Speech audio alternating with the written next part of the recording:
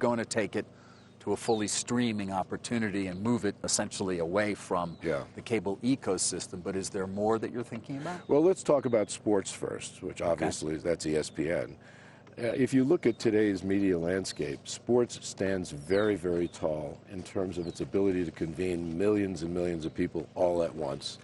There's almost a guarantee that that occurs.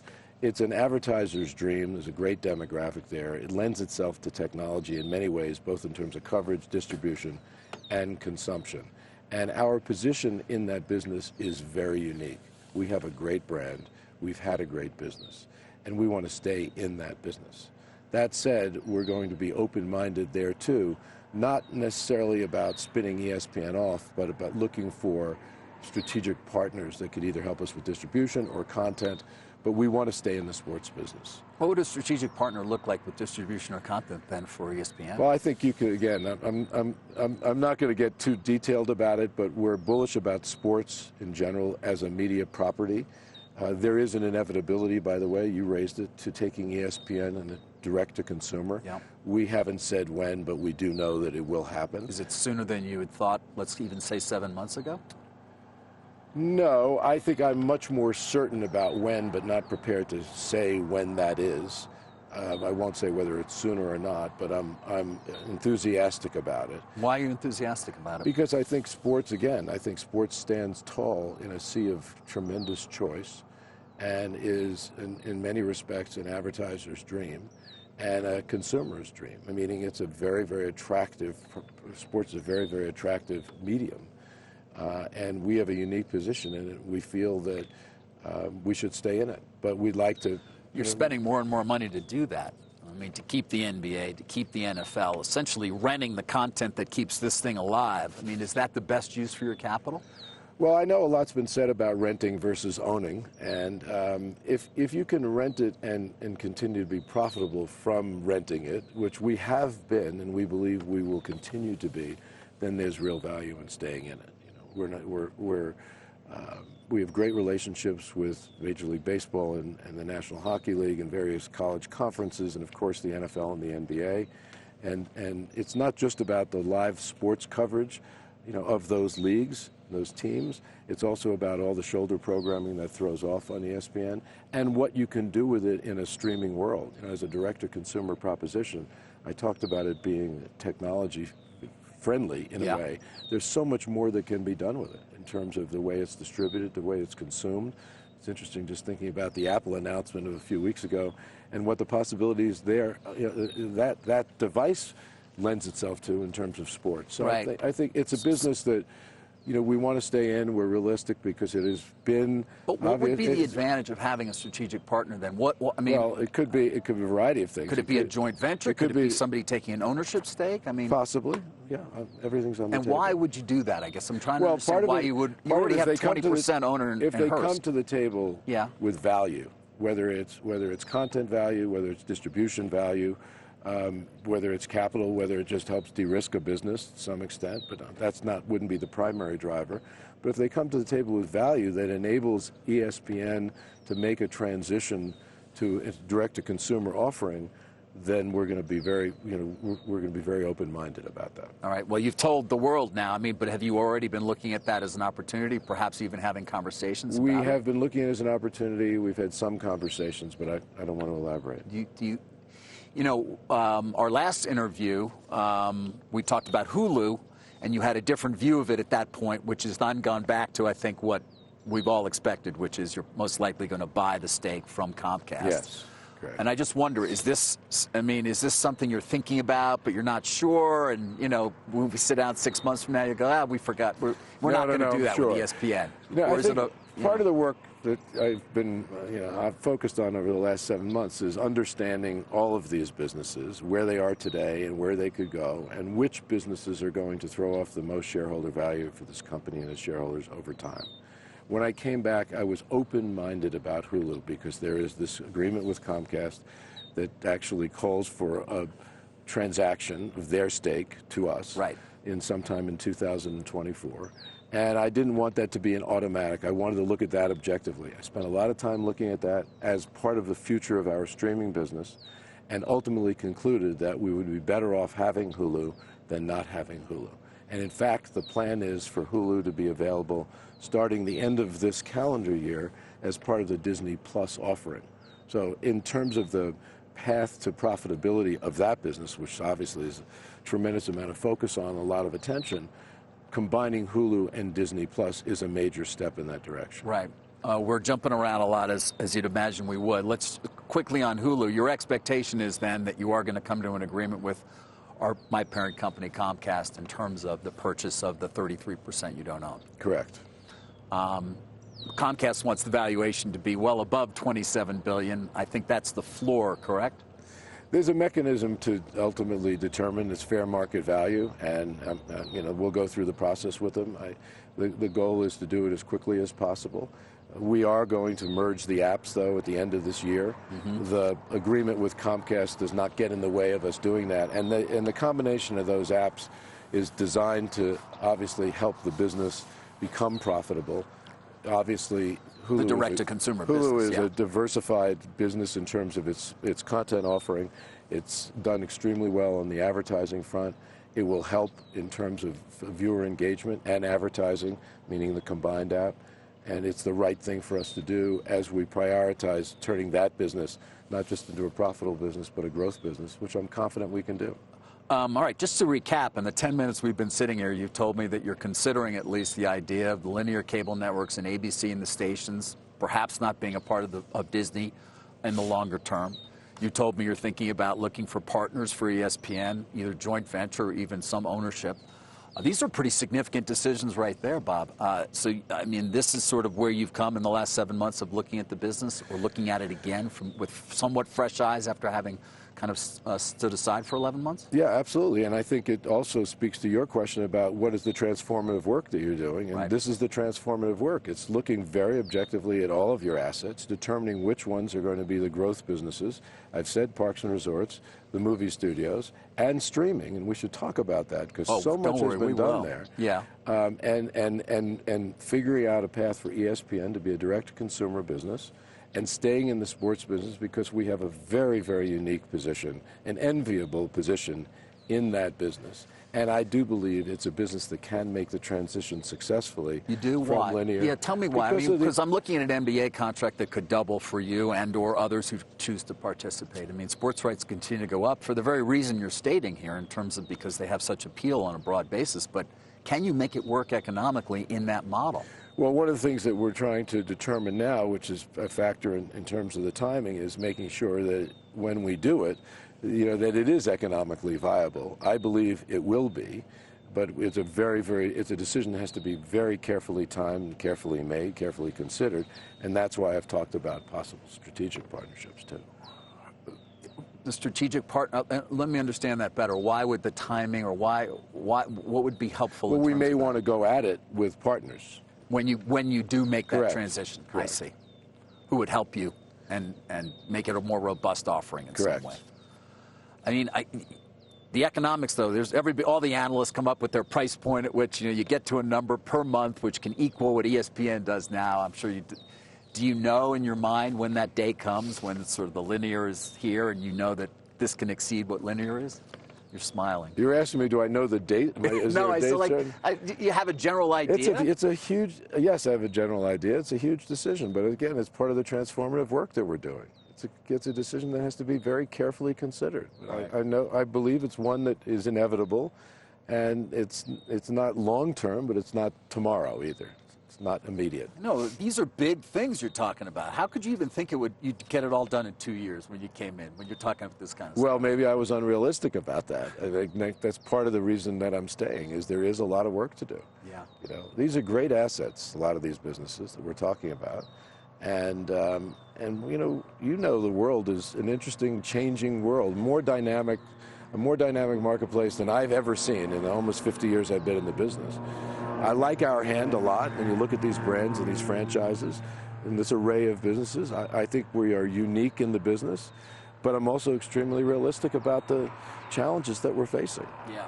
Well, let's talk a bit more. I mean, You mentioned sort of near-term challenges, which and some of them, seem to be at the box office, Bob. There's those who say the content engine is not working as well as it had in the past, and they'll point to what was it, Elemental, for example, which I know during our last interview you were very excited about.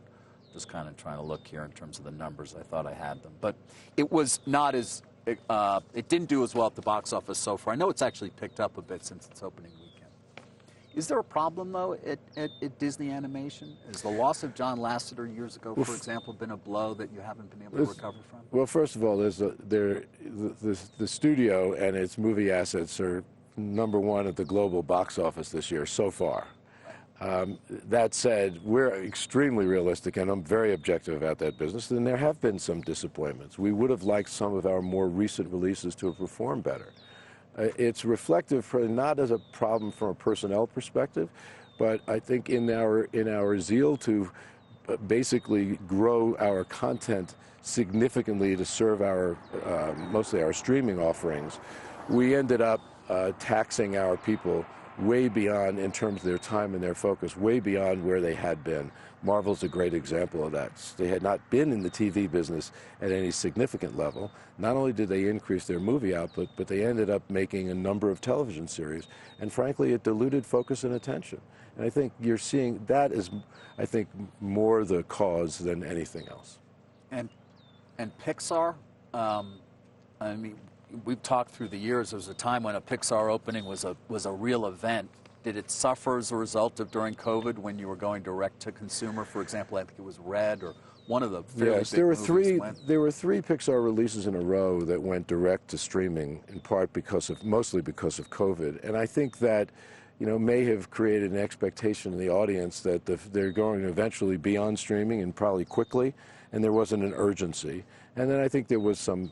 I think you'd have to agree that there were some creative misses as well. I look at the company's 100 years old. Walt Disney went into the animation business starting with shorts in the 1920s, and obviously his big first feature with Snow White in 1937. If you look at his history, there were peaks and there were valleys. Every valley was followed by a peak, and I studied it very carefully. It's true in my predecessor Michael Eisner's days too. He had great halcyon days of Beauty and the Beast and Little Mermaid and Lion King, and just this tremendous success, and then there's a dip. I'm not suggesting we're necessarily in that, but I'm also not suggesting that we're at a peak either, that we have some work to do there in terms of improving our creative output. Did the loss of Lasseter, was it a blow to the company over time? Look, there's a lot of talent at Pixar. There has been turnover as well, not just John, but there's been other turnover too, and that may have had some impact. But you're confident that the production of Pixar animation, for example, and the Disney studio overall is going to continue to be strong? Correct. Marvel and Star Wars, too much? I mean, you almost indicated kind of it's been a little much. Do you pull back in a way? Yes. You do? Yeah. Yeah, you pull back not just to focus, but it's also part of our cost containment initiative. Right. Spending less on what we make and making less. Now, of course, it used to be that some of that stuff would then go to Netflix, and you'd make a lot of money from selling it in different distribution channels. Now it all just goes to Disney+. Do you ever think about how much money we shouldn't have done that? Not that you shouldn't have done it, but that there's still... I mean, the old model worked pretty well. It's kind of interesting, because I think if we did... Well, the old model worked when it was a blend of basically business models. It wasn't the only model. The licensing model was part of a collection of models. I think if we hadn't done it, everyone would be saying, why isn't Disney going to the streaming business? And as it turns out, I think we made the right decision there to go into that business. It will be a growth business for us.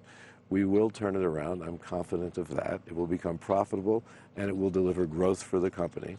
And it will be an important business, because that direct-to-consumer model, where you have a relationship with your consumers, which we lack, frankly, as a company, except in our parks and resorts business, that will be of value to us long-term. Right.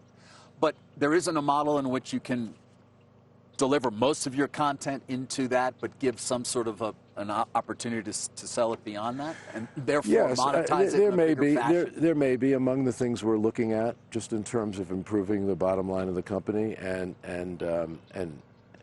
basically managing a business to maximum results, one possibility is that we do some licensing. I'm not going to rule that out. You won't? No. Because it doesn't feel as though that's the strategy any longer. I mean, the strategy, right, is to, obviously show the movies in the movie theater again, which a lot of people are happy about, but then deliver them to the platform to obviously continue to get sub growth. And some of them have been extremely successful. Our most recent one would be Avatar, the second Avatar film, which did over $2.2 billion in global box office. We then ended up putting it in the old video sell-through window, or now digital sell-through, where it was extremely successful. It actually went a very traditional path. And then we put it on Disney Plus to tremendous results. So the model, I believe, that has been created for us can still be very, very effective. And you said you still believe it will be a growth business. I do. Why? Well, a number of reasons. First of all, the combination of assets that we have, the Disney Plus and the Hulu, will increase engagement, will provide our consumers with a broader offering and more variety, not just the Disney and basically those brands, but general entertainment. Advertising will be a significant factor. About 40% of all subscribers right now, new subscribers to Disney Plus, are opting for advertiser-supported service, which is very interesting. Is that higher than you thought it would be? It is. About 40% of our advertising being sold now in the upfront is addressable or direct-to-consumer advertising. You see a huge migration there in terms of advertisers. Also, technology will be a major factor, including technology's impact on advertising, where you can, and the use of AI, where you can tailor not only specific ads to specific people, you can make multiple ads and serve both the customer, meaning in this case the advertiser, and the consumer much better. So that will have an impact. We're being much more surgical about how we spend and what we spend it on. So all of these factors, advertising, the combination with Hulu, the use of technology in many different ways, will contribute to a business that not only will become profitable, but will deliver growth for the company over the long term. And is that profitability going to come largely through continuing to increase price? I mean, because the last couple of quarters domestically, you haven't grown subs. We were a victim of our own success in that business in many ways, in that we anticipated that we would sign up 4 to 5 million subscribers in the first year of operation. We signed up 10 million in the first 24 hours. Right. We got to 100 million faster than anybody had ever done it, by far. The business is not even 4 years old for us. It's three plus years old. Netflix, which is a tremendous business, and they've done a tremendous job, is 15 years old. So we're still a baby here, and what I mean by that is we're still learning.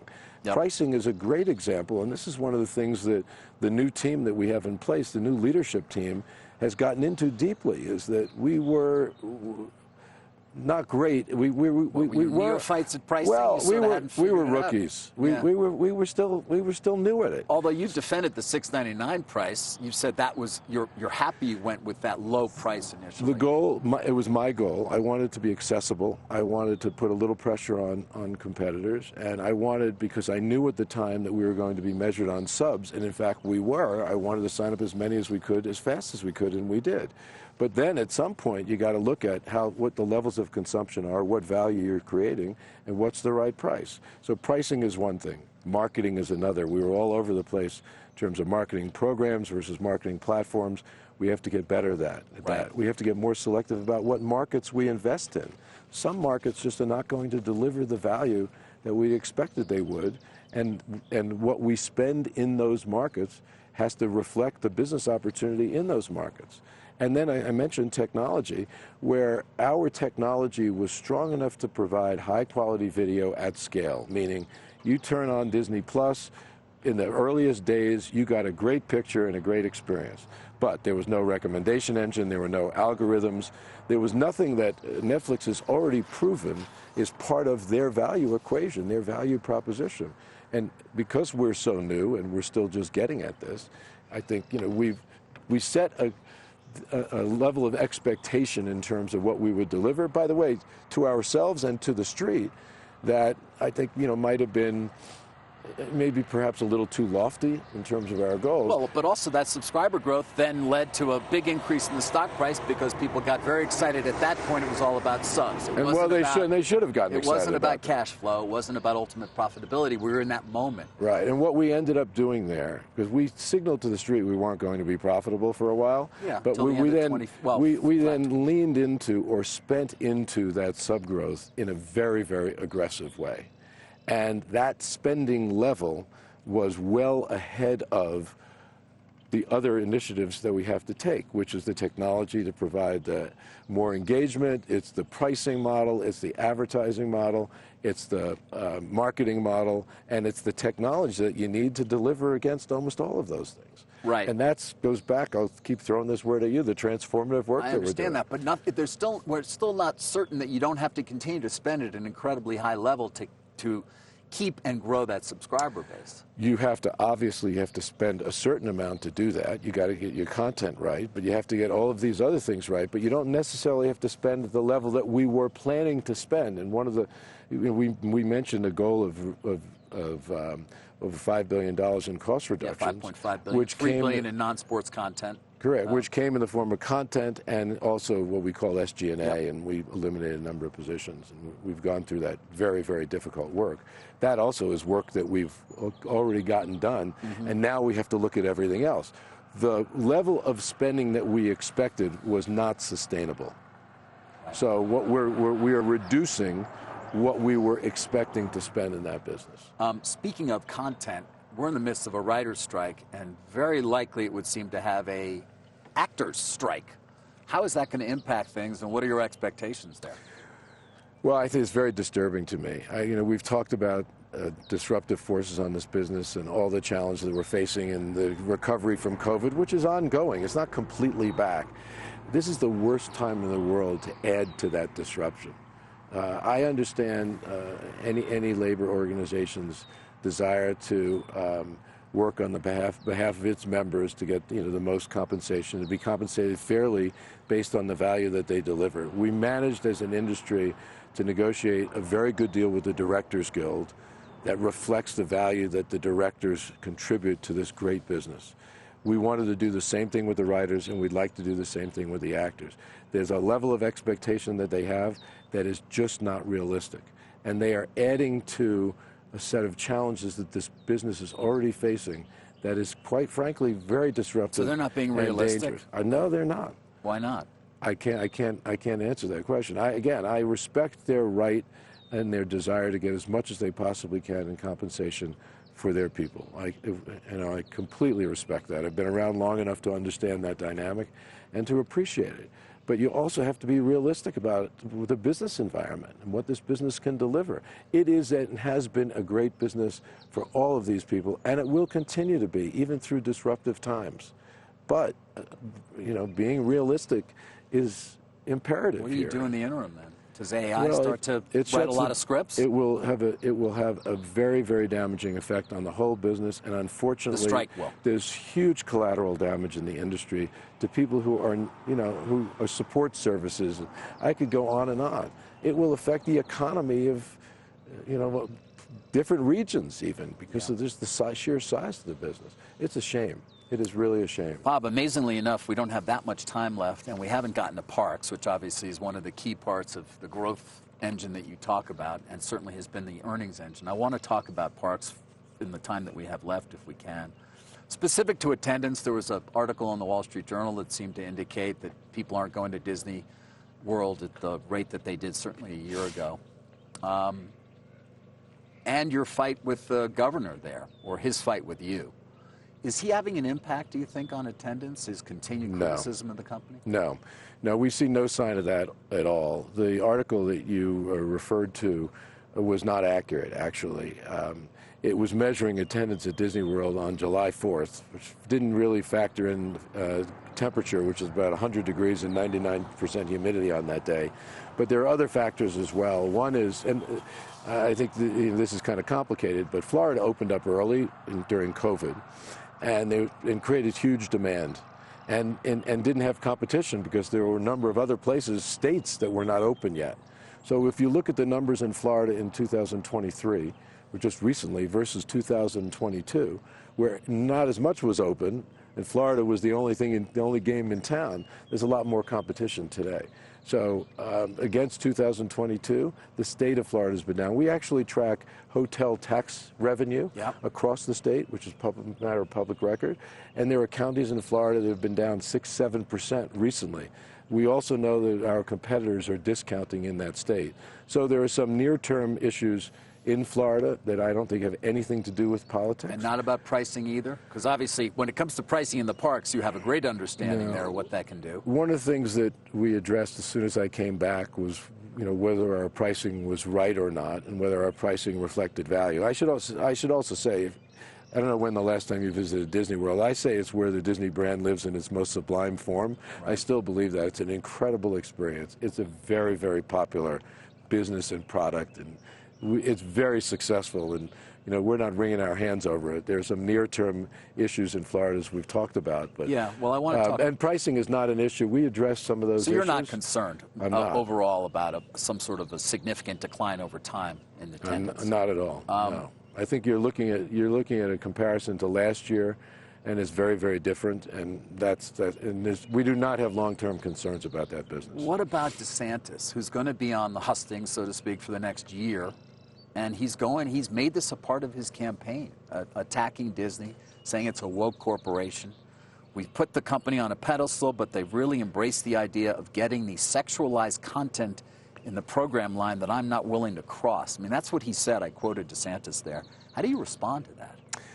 Well, so far what we've said publicly is that we are concerned that he has decided to retaliate against the company for a position the company took on pending legislation in that state. And frankly, the company was within its right, even though I'm not sure it was handled very well, it was within its right to speak up on an issue, constitutionally protected right of free speech.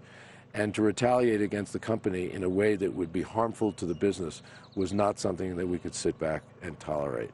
And so we have filed a lawsuit to protect our First Amendment rights there and to protect our business, frankly. The other issues that you referenced, look, the last thing that I want for the company is for the company to be drawn into any culture wars. We've operated for almost 100 years as a company, making product that we actually are proud of in terms of its impact on the world.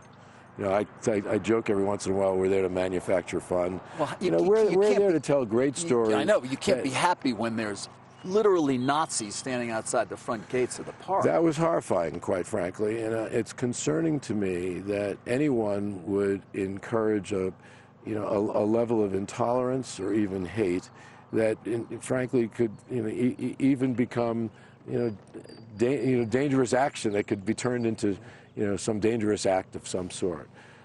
So it's concerning to me, but I don't really want to engage in the specifics except to say that it's not our goal to be involved in a culture war. Our goal is to continue to tell wonderful stories and have a positive impact on the world. We are a preeminent entertainer in the world, and we're proud of our track record there. The notion that Disney is in any way sexualizing children, quite frankly, is preposterous and inaccurate. Well, this is going to keep going on, but you're going to, do you ever feel like you need to engage in an even more strident way, or you sort of want to stay kind of where you are? The lawsuit will speak for itself. We're going to keep doing what we do best, and be proud of what we are doing, and be mindful of the environment. Of course, I've said this publicly. We're sensitive to the interests and the needs of the great audiences that we are seeking to attract globally, and we'll continue to do that. Yeah. And finally, given everything we've just discussed during the last 40 minutes and the challenges that you've outlined very bluntly, why do you want to, your window's closing on life. I just want to let you know that. You're going to be 75, almost 76 when you wrap this up now. I mean, you always look great, but do you really want to continue to do this? I mean, what is motivating you? You said you liked retirement. I did like retirement. I highly recommend it. I said that to you. I'm not retiring anytime soon either. I mean, I'm going to use you as my I think it's pretty obvious that you can't do a job like this without having a real passion for the company, for the businesses, a respect for its heritage, but also, sorry, a little traffic here in Sun Valley. But also an optimism about its future, and also a great team that works with me. You know, I'm not doing this alone, and frankly, you know, one of the things that really motivates me every day is the fact that I'm doing this with a team of talented people that are helping me through this. It's not singular. It's not a singular. Although pursuit. None of them are ready to step up to do the job that you do yet. Well, I wouldn't say that. I think we have a lot of work to do here, and we're all comfortable as a team that we're getting at the right work at the right timetable. And I'm confident the board is, by the way, the succession process is not going to stop. It's going to continue, and it should. It takes the pressure off us, and we've talked about it. There are so many things that we have to do, and so much that we know we will do and can do, and we're optimists. Look, I talk about optimism as a major quality of a great leader. No one wants to follow a pessimist. We're optimists about the future of this company. We've gotten at the work already. We know what we have to do. There's light at the end of the tunnel in the most challenged businesses, and there's an unbelievably bright future for the businesses that are less challenged. Right. Despite what our short-term challenges, some of which you outlined. But we're not in this for the short term. The company is going to be 100 years old in October. We're not in this for the short term. I've never been in it for the short term. Well, you certainly haven't. You've been here since '74. You're almost half the company you've been here. That's actually, I never thought of it that way. Oh, dear. I'm having it, but through it all, through all the challenges, when you go to work every day and you're working for the Walt Disney Company, what could be bad? What could be bad? Well, Bob, I always appreciate your taking time, and I look forward to sitting down in the future, given we've got quite a few more years to go. Thanks, David. Thank you for joining me. Thank you. Bob Iger, CEO of the Walt Disney Company, for quite some time to come. Joe, back to you. Wow. Awesome. Answered everything you want to know. Is amazing, David. Closing the window on your life, man, that kind of, tell Bob that Shatner right now, Captain Kirk is like zip lining in The Amazing Race over in Europe, and he's 92. So you take that back. I'll let him know. Because you're such a... Okay, you're right. All right. We got a lot of window left, Joe. Don't worry. Joe wants you to know that there's plenty of time. William Shatner's doing something at 92 years old, so don't worry. He was upset with my comment there, Bob, so he's good. Yeah. He's smiling. He's happy. Right. I'm a little closer to Bob's age, maybe, than you are. David's feeling good about himself. Right. And you should. Window's closing for all of us, Joe. Get it done, man. Whatever you do. We're not all as lucky as he is, look like he does. I know, I say it every day. Ask not for whom the bell tolls, David. It tolls for thee, my friend. Tolls for all of us. But, hey, that's a human condition, and we love it. Thank you. Fantastic interview, David. Coming up, another can't-miss interview. Becky Quick is going to join us live from Sun Valley, where she's going to interview ExxonMobil CEO Darren Woods on this morning's news that the oil giant is buying Denbury for $4.9 billion. Don't go anywhere. Another big interview. Dow component, ExxonMobil. Squawk Box.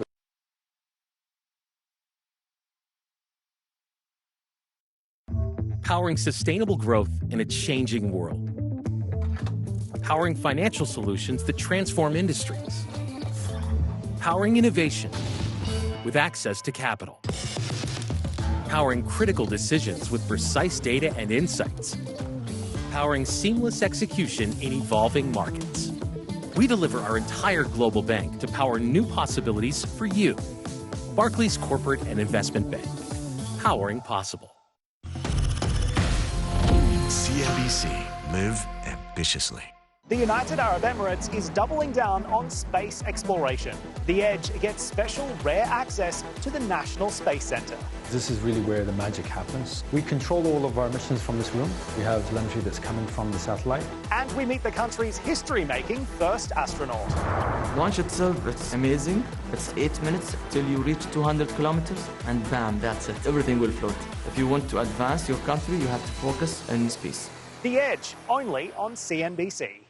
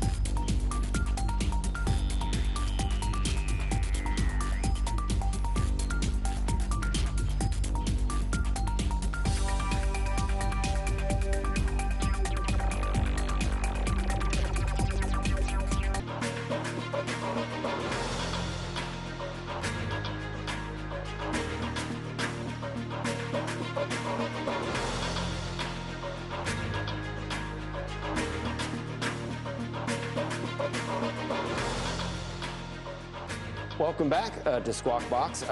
While we heard from Bob Iger, June producer prices came in cooler than expected, both on the headline and the core numbers. The futures right now have already made their move a little bit, I think, yesterday.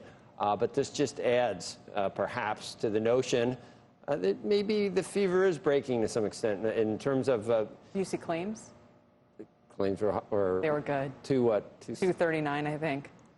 No, 237. What do you mean? See, we don't know what good means anymore. So good would have been 280. Single biggest data point in the economy right now, right? Because Kelly wins if claims start rising, you know, to then my whole trade that looks genius. No, this continues to move against me, and so we see the S&P up 18 points now. After that, because well, what do you mean good? When you say good, it's good. They were only 237. Good in that the economy's good. Yeah, that's bad. That's my point. Because of the Fed. Bad? No, that's the warped. It's Goldilocks. That's the warped world we live in, where when you get a strong labor market. Didn't you see what happened last Thursday? I with did. The ADP. I did. That was a good number. What happened? The market hated it, and the rates went up, and your little one-year note went up. And did you make your move? I didn't. On Friday, I was about to. Was it Wednesday or Friday when we're going to beat this horse? You know, the 2 years down 50 basis points in a week. I know. My point. Jobless claims at 237 is a huge deal. No. As big a deal as we CPI. Wanted it, and when I had Leisman on 2 weeks ago, and it was 260, we said we're going to remember that this was the beginning of something good, and that the labor market was cooling. Right. So you got to define what you mean by good. Yeah. This challenges the yeah. All right, let's get another huge interview now. ExxonMobil announcing a new acquisition this morning, buying oil company Denbury in a deal valued at $4.9 billion. Let's get to Becky Quick, who's joining us from Sun Valley with a special guest. Becky. Hey, Joe. Hey, Kelly. Morning. Good morning. Good morning, everybody. Good morning. Yeah, Joe, I am here joined this morning by Darren Woods, who is the chairman and CEO of ExxonMobil, with this big news that you guys have been talking about this morning. Darren, thanks for being here today. Good to be with you, Becky. All right, Denbury, publicly traded company, $4.9 billion. Why'd you do this deal? What's it about? Well, what you're seeing is continued execution of the strategy that we've talked about for quite some time, and builds on the presentation we gave in April with our investors around building a low-carbon solutions business. You know, we're investing billions of dollars to reduce emissions, not only our own, but third parties. We've got 3 large-scale contracts with third parties, so with companies that are in hard-to-decarbonize industrial sectors, the fertilizer business, steel business, industrial gas business. This pipeline allows us to continue to accelerate and grow that business, do it at a much lower cost, and do it a lot faster with a very large opportunity to further reduce emissions. Okay, my eyes have always glazed over when we start talking about carbon and emissions in the past. We've talked about this in the past. Right. I don't think I actually understood any of this until maybe yesterday when things started to click. So let's talk a little bit more about this. Denbury is a pipeline, as you mentioned. It's got 1,300 miles of pipeline, and something like 925 of the miles of those come from areas in Louisiana, Texas, and Mississippi, where there's a lot of industry. And these are big polluters in terms of the CO2 emissions that come out. What you're trying to do is take that CO2, you put it in a pipeline, and you take it to where? To a plant, a sequestration, where you're going to stick it underground and store it? So if you go back in time, Denbury's business was taking the CO2 and using it to enhance oil recovery for existing wells. You'd inject the CO2 underground, improve the pressure, and recover more oil. With time, as the world's become more sensitive to the emissions and the need to actually reduce emissions, you can take that same technology and, instead of enhancing oil recovery, store that CO2 underground. And so what we're buying with Denbury is 20-plus years of experience in sequestering CO2, storing CO2, but also the assets that move that CO2 and the storage sites strategically located along that corridor of high emissions sources, so that we can cost effectively capture the CO2, transport it, and then sequester it underground safely and permanently, so that we're reducing those emissions from the atmosphere. In the release, you said that you have the potential to reduce emissions by more than 100 million metric tons a year. Put that in perspective. What is that? So maybe just start with the 3 deals that we have today, which is collectively 5 million tons per annum. Just to kind of give a reference to that, that's the equivalent of replacing 2 million gasoline-powered cars with EVs. The 5 million. The 5 million tons per annum. So that's 2 million cars converted to EVs. That's a lot of electric vehicles. In fact, that's equal to all the electric vehicles on U.S. roads today. So with the 100 million would be? the 5 million tons is. So with the 3 deals that we've done already, we've effectively doubled the population of electric vehicles on the road today with the amount of CO2 that we are sequestering. So if you think about 100 million tons, that's 20 times that. So that's, you can think about it in different terms, but that's a lot of emissions being sequestered. In fact, that would be the largest step reduction in CO2 emissions that we've seen anywhere in the world. When do you hit that potential? What does it take to get to that? So we're going to start with the higher concentrated streams. We have a clear line of sight to over 30 million tons per annum of high concentration CO2 streams. And so our first job is to take the contracts that we have today, continue to aggressively build that portfolio of third-party companies and get to those high CO2, high concentration streams. And that's probably 30 to 40 million tons per annum. And then we move from there to the 100 million tons. And as we move, our intent is to continue to drive the cost down of that technology, drive down the cost of the capital so that it becomes more and more capital efficient and more cost effective. Because ultimately, we've got to generate a profit here. The deal that we're doing today with Denbury has very solid returns. The contracts that we have today have very solid returns that compete in our portfolio. As we move out to more and more CO2 and less concentrated streams, we've got to make sure that those economics stand up. There's some oil and gas assets involved in this, too. I think it was something like Gulf Coast and Rocky Mountain oil and gas operations, 200 million barrels of oil equivalent with 47,000 oil equivalent barrels per day of current production. How much of this is the carbon and how much of this is the oil and gas assets? So from our portfolio and our business, they're what they call their EOR, Enhanced Oil Recovery business, which is the 47,000 barrels a day. That's not a strategic asset for us. It will facilitate the work that we want to do in the short term. It gives us optionality that as we're as we're pursuing the permitting to store CO2, we can use their existing storage sites and enhanced oil recovery to start sequestering CO2 in the short term. But the value of the deal, the strategic play here is really the assets and the experience of storing CO2, taking advantage of that pipeline and infrastructure system in this very industrial corridor, highly CO2 intensive industrial corridor to store that CO2. Would you have done this deal without the Inflation Reduction Act? Because there are some parts of the Inflation Reduction Act that will give you access to the carbon sequestration. You get funds for some of this stuff, too. Would this have made sense without that? I think, the challenge that we have in this is the industry as a whole, and frankly society as a whole, is working to establish a brand new business, which is the carbon reduction business, and there has to be incentives in place to do that. That has been lacking. The IRA has provided some additional incentives, which catalyzes the opportunity to go in and make this acquisition and do it with a return. So it's an important part to get it going, but I would say we as an industry, and I think society more broadly, have to move from what I would call our government subsidized investments to market forces, market-driven investments. And so I think the world's going to achieve its objectives to reduce emissions. We've got to move to a point where the market will pay to reduce those emissions. So that's the basis on which we're planning. We're doing a lot of work to get this thing up and started, to catalyze that, to drive down cost, and then to transition to more of a market-driven business. But would you have paid $4.9 billion for this company if it weren't for the IRA? We wouldn't have seen the same returns, and so I think it would be more challenged without the IRA for sure.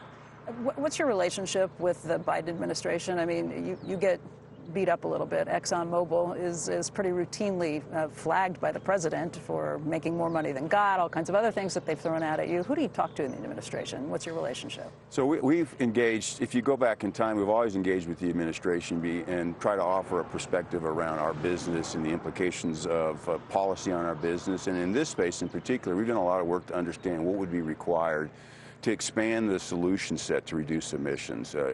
Wind and solar and electric vehicles are going to play an important part.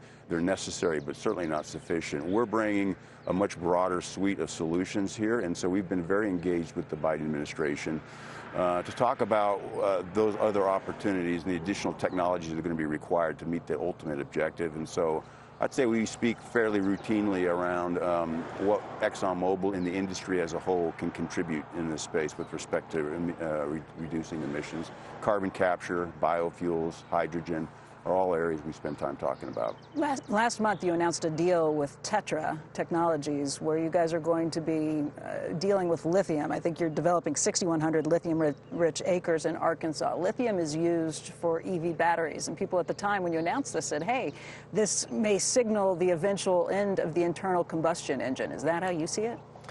You know, what we're looking for is the avenues that we can pursue and bring a unique set of skills and capabilities to help advance society's objectives of reducing emissions. If you look at the lithium opportunity set, which we're exploring at this stage, it allows us to use our drilling technologies, our understanding of underground reservoirs, all the subsurface work that we do in our traditional businesses.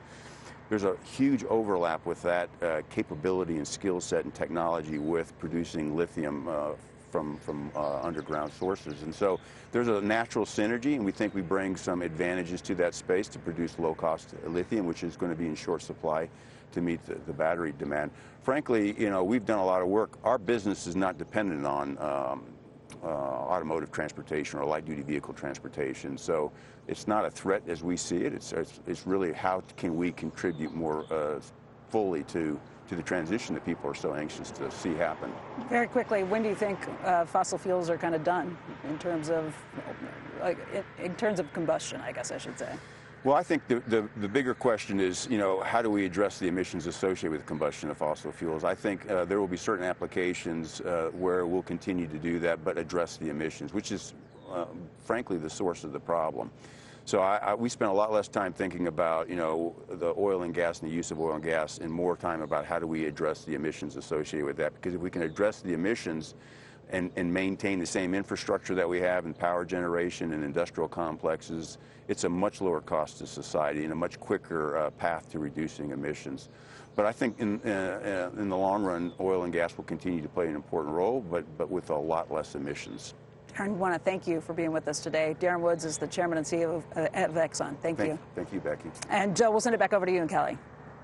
Great, Becky. Yeah, it's like bringing down inflation without making unemployment go to 10%. That would be great if you could do that. Get rid of the emissions, but keep my 911. Can I keep my 911? I'm not going to buy a Ferrari if it's electric, all right? Sure. Not that I could afford one, but thanks, Darren, and thanks, Becky. I love, not that this, you know, but I love you like the American I love flag. Sweater. I love we like that sweater, too. Oh, That's thank you, awesome. guys.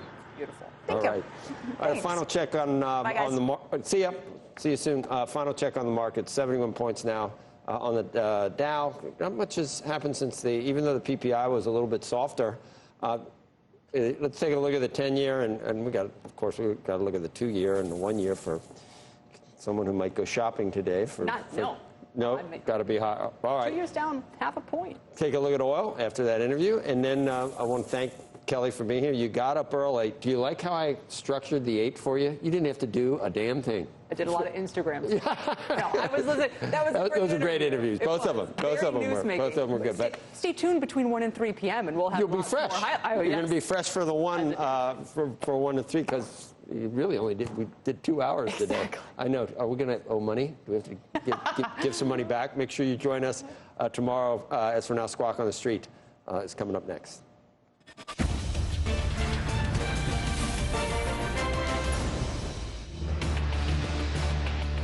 Good Thursday morning. Welcome to Squawk on the Street. I'm Carl Quintanilla with Jim Cramer at the New York Stock Exchange. David Favors in Sun Valley will join us in a moment to talk about that exclusive with Disney's Bob Iger a few moments ago.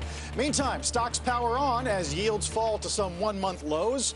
Producer price inflation comes in light, nearly flat year on year. Q2 earnings begin. We got Pepsi, Delta, and more. Our roadmap begins with Disney, though, extending Iger's contract through 2026. David got a lot in his exclusive interview. We'll get to all of that. June PPI, as we said, cooler than expected on a monthly and an annual basis. And earnings in the consumer, Delta and Pepsi with quarterly beats and both raising guidance. Let's begin, though, with Disney and Iger. Jim, we'll talk to David in a second, but ESPN, linear TV, the parks, the strike, box office, he got it all. Yeah, he did. And you know, to me, between the lines, what I heard is, listen, you may be really worried about how much money we're spending, but we've got partners. We've got people who want to be in it. You may think that what we've got is an old lineup that's not doing anything, but we got new people who want to be in. I'm going to ask David, of course, Apple's such a natural because at the Vision Pro, there was Bob. I felt Bob was most tremendous when he just said, look, all of these articles you hear about parks not being that good, which is what a lot of people did. The whole pictures being sent of empty parks, not true. Parks being once again the edge that they have over Netflix. So I like what I heard. I own it for my charitable trust. I mean, to me, Iger is readdressing a lot of things that we kind of gave up on. You know, movies that are not working. He's talking about movies that are working. Parks not doing well. Really worried about the cost of sports. I feel better about a lot of things. It didn't really, I also feel better about Bob, the health issue. I didn't know. That was kind of like an Elon Musk. I was waiting for him to do a little Princess Bride answer there. But I do like the extension because it seems to me that what Bob's doing is getting the new guy the right hand as opposed to giving him a hand that doesn't even have the Hulu solve. By the way, the Hulu sound very interesting. Well, of course, we're involved, Comcast. Yep, here we are. And there's a lot of people worried about the balance sheet. The confidence that Bob showed made me feel better about the balance sheet. I wanted a question about the dividend. Don't have that. Yep. Talked a lot about transformative thinking, being expansive in our thinking. David, I have to imagine you probably feel like Iger broke a little more glass than you might have expected. Oh, sorry, guys. It's cold here. Yeah. If you didn't, you put that short-sleeve shirt on yesterday. You threw me off entirely. It goes up like 30 degrees over over the course of the day. It was 48 degrees. I think it's probably 50 right now. Sorry, but just trying to warm up. Listen, broke a lot of glass. He certainly didn't make things. He didn't sugarcoat things, did he? I mean, in terms of the current state of the linear cable market, for example, of linear networks, and obviously, what do we got? We got I think a bunch of news, right? It's ESPN, which you guys already quickly hit, but we can certainly talk about in terms of partner, JV, what they do there, and seems to be timed with when they do take it to a full streaming service. And then ABC. Listen, we've known for a long time, Jim. ABC, the O&Os, it's not necessarily core, but just to hear him sort of talk about that and FX, that Geo, and what they may be thinking as those go along. Those are two pretty important moments, and continues to obviously think that they're going to get to profitability in streaming, which still is the most single important thing that he needs to accomplish in these next few years. Speaking of these next few years, of course, I did ask him initially, well, why the need to stay around another 2 years beyond what he had originally agreed to? I came back to the company at the request of the board. As a company that I started working at in 1974, 49 years ago when it was ABC and we became part of Disney. And I obviously have deep passion for the company and in the business, and I care a lot about the people. After coming back, realized that the company was facing a number of challenges, some self-inflicted, some caused by changes in the business, large-scale disruption of certain parts of the business. And while a lot of work has been accomplished in the 7 or so months that I've been back, the board believed, and I agreed with them, that there was a lot more work to do. And the timetable that we initially established, which was 2 years, seemed like it was putting undue pressure on us, even though we're getting at the work really quickly, but to accomplish everything we want to accomplish. So part of it was designed for continued stability and continuity, and also to give a team of very talented executives who work with me time not only to help me through what is a challenging period, but to develop themselves. Yeah. We sat down in February. You'd been back a couple of months. And I did ask you if 2 years was too short a time. And you said, quote, you can get things done very quickly. Setting the company up for success is what you were talking about. So I wonder, did something change in your calculation of how quickly you can get things done? Well, we've gotten a lot done very quickly. Significant cost reductions, a complete realignment of the company in terms of its structure, some major changes in terms of personnel, dealing head-on with some of our biggest challenges, and also looking for opportunities. I actually am quite pleased, as is the board and the team, with how much we've accomplished in a short period of time. But there are a lot of challenges out there. And, there's just so fast you can go with certain things, and in some cases the market has to cooperate. In many respects, some of these businesses are still recovering from COVID, for instance, dealing with some complexities in terms of continued disruption, as I mentioned, which we'll talk about. But I'm pleased with how much we've gotten done, but I also know how much we have to get done. You know, and I think during the course of the rest of the interview, guys, you got a sense as to exactly why the board did ask Iger to stay till the end of 2026. These are not easy times, and it is going to take a while, Jim, to sort of try, in his opinion, to work through them in an effective way. And again, not just resolve some of those questions about some of the other businesses, but get direct-to-consumer to profitability. By the way, they're in a quiet period, I should add. We didn't and couldn't talk specifically about a lot of numbers. You know, they have said previously direct-to-consumer would be break-even by the end of 24. Expectation most likely is they're going to stick to that. But that's one reason why we didn't get specifically into sort of numbers. As he sort of indicated, at least the quarter that just ended, Jim, probably not a great one, right? Thank you. Because, you know, David, here's what I heard. For a position I have in my Chapel Trust. This quarter bad, next quarter bad. Just not there. Can't change horses yet because there's too much to clean up. David, I did not feel good about the earnings. I did feel good about the vision. But I just don't think, if you buy it right now, I don't think you're going to be happy when you see the print. Yeah. It's August 9th after the close, I believe. And we'll find out. But, you know, the ad market is not the greatest. He obviously indicated things have gotten even worse than he thought they would in a quicker fashion. I've talked about this a lot in terms of cord cutting and what's happening in the linear cable world. And Parks, you know, now he defended attendance and said that journal story was just not right, giving sort of the background in terms of Florida. But all those three, Jim, are not great for earnings in the near term. Obviously, he's focused on the longer term, and now he's got, you know, a lot more time to sort of play it out. But, you know, David, I keep thinking that he was in Tim Cook's presentation of the Vision Pro. And when we looked at this was the single best way to see a game that I've ever seen. What a natural partner. And yet, of course, he did not tip his hand to you. But to me, it's Apple, Apple, Apple. Someone who wants sports, he's got sports. Someone who's long on money, he's got production. David, it's the natural, and it's the way. It's got to work that and get Hulu done. And next thing you know, you've got a company that could offer dividend that might have some upside next year. But I guess none of these deals are done. And they're all taking a lot of time. Yeah. You know, your point on Apple's a good one. He was not going to get into who, but it makes a lot of sense, doesn't it, as that comes around and your ability to actually watch live sports with that Vision Pro and how they could partner with them in terms of technology and or distribution. Yeah, it made no sense to have him in there. It bears watching. What was he doing there? Right. You know, it wasn't just like, oh, and now let's have this guy who's kind of checking out. Hey, David, one last thing. You have this existential ability at the end of these interviews to really make a difference. I mean, Bob is 72. Do you know something? I mean, could he go to 80? Could he go to 85? I mean, the guy, 49 years, I think he's just getting started.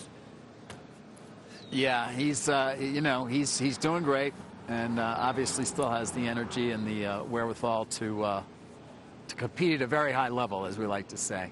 And you played your hand, David. You played your hand. You're not going anywhere. I thought that was significant. Well, I said I'm not going to retire. I didn't say I'm not going to do different things, Jim. Oh, all right. I mean, I'm not you. I'm not you. Not No, retiring doesn't mean that you don't work less. You know, No, it just means that you're not sitting in Ketchum and relaxing all the time. But it's so beautiful here. Maybe I will retire. I don't know. Carl, I heard, Carl, I heard that the theme parks are doing great, and you know what? That's been. You think about Netflix's theme park, which I've not been to. It must be extraordinary because their numbers are incredible.